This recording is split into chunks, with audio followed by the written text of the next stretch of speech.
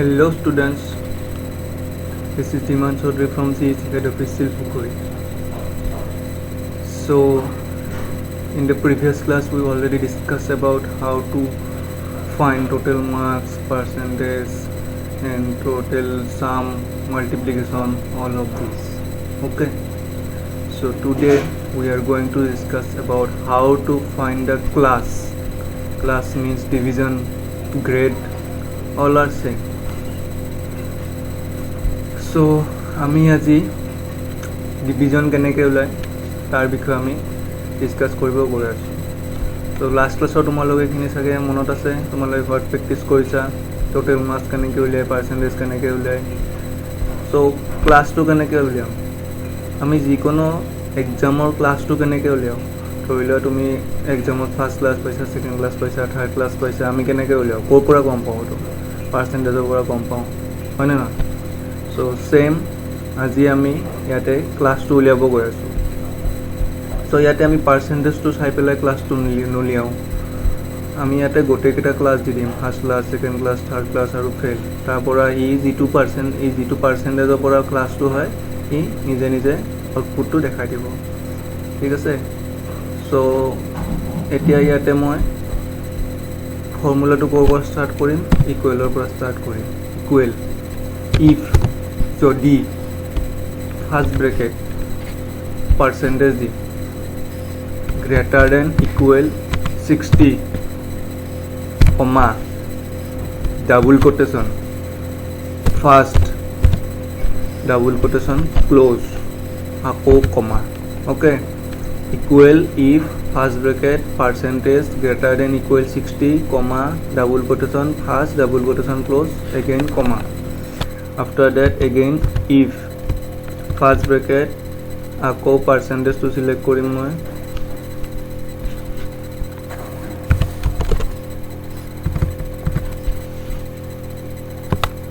আকৌ পাৰ্চেণ্টেজটো সিলেক্ট কৰিম M12 greater than equal 45, okay, comma আকৌ ডাবল কোটেশ্যন, এইবাৰ সেকেন্ড আকৌ ডাবল কোটেশ্যন ক্লোজ কমা আকৌ ইফ ব্ৰেকেট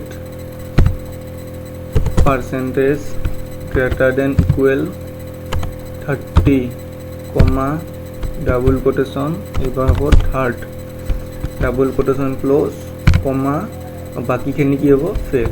বাকী গোটেইখিনি ফেইল। চ' ইয়াতে লাষ্টত মই ডাবল কোটেশ্যনৰ ভিতৰত ফেইল বুলি লিখি দিলোঁ। চ' আমি তিনিটা অপেন ব্ৰেকেট কৰিছিলোঁ, চ' তিনিটা ক্লোজ ব্ৰেকেট দিব লাগিব, okay. Equal if first bracket percentage greater than equal 60 comma double quotation first double quotation close comma if first bracket percentage greater than equal 45 comma double quotation second double quotation close comma if first bracket percentage greater than equal 30 comma double quotation third double quotation close comma আকৌ double কোটেশ্যনৰ ভিতৰত fail. চ' ফৰ্মুলাটো অকণমান দীঘল হয় কিন্তু বুজিবৰ কাৰণে easy হয়, ঠিক আছে। চ' গোটেইকেইটা তুমি ইফৰ আগত পাৰ্চেণ্টেজ গ্ৰেটাৰ দেন ইকুৱেল দি পেলাই ফাৰ্ষ্ট ছেকেণ্ড থাৰ্ড লিখিব লাগিব আৰু লাষ্টত ফেইল লিখিব লাগিব। তাৰপিছত মই এতিয়া এণ্টাৰ প্ৰেছ কৰিলোঁ, কি হৈছে ছেকেণ্ড, কাৰণ ইফ ছেকেণ্ড পাৰ্চেণ্টেজটো ক'ৰ ভিতৰত আছে, গ্ৰেটাৰ দেন ইকুৱেল 45 আৰু লেছ দেন 60 ভিতৰত আছে 55টো। চ' এইকাৰণে ইয়াত আহিছে ছেকেণ্ড। বুজি পাইছানে তোমালোকে, মই আকৌ এবাৰ কৈ আছোঁ। Equal if first bracket percentage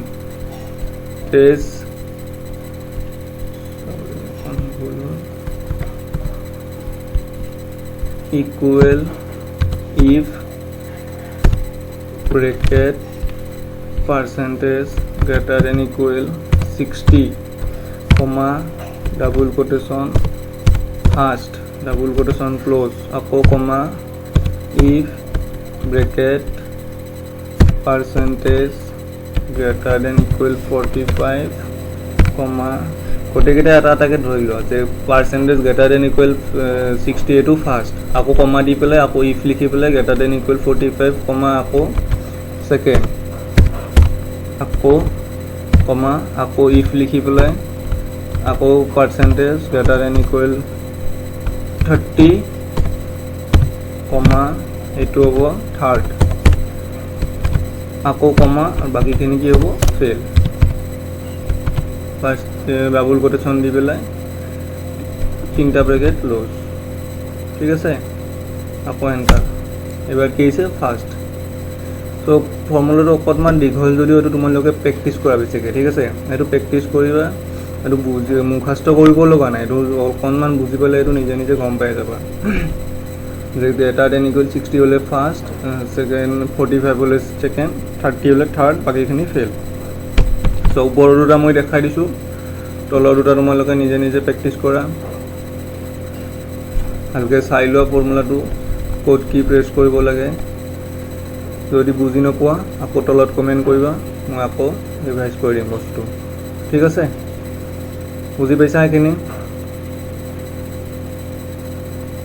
so' next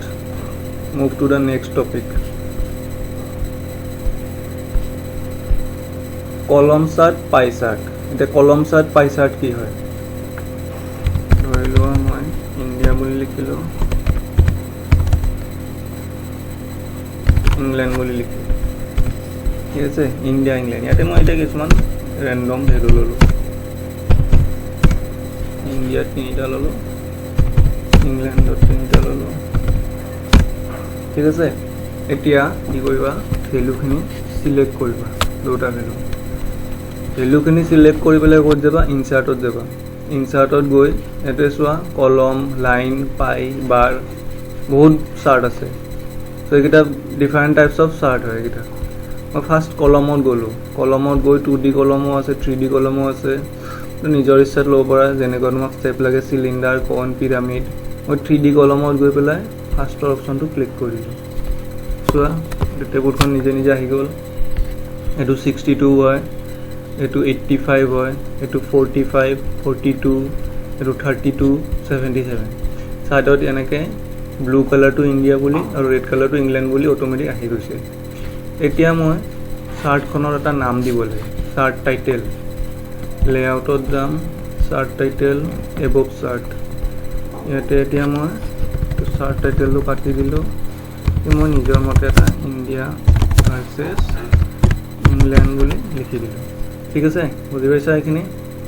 এতিয়া আমি এক্স এক্সিছ ৱাই এক্সিছ কি হয় জানো এইটো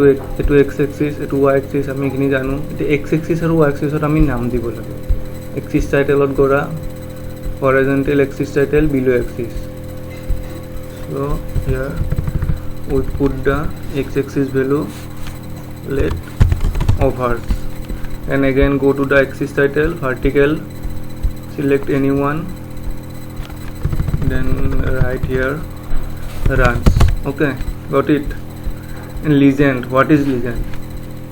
these both are called legend India England so which side I want to put this right top left button data labels show the value this one 62 85 45 42 these all are data labels then again go to the data table show data table if you put the data table then show the whole value here okay got it if you want to change the design then go to here then select anyone this is India versus England okay got it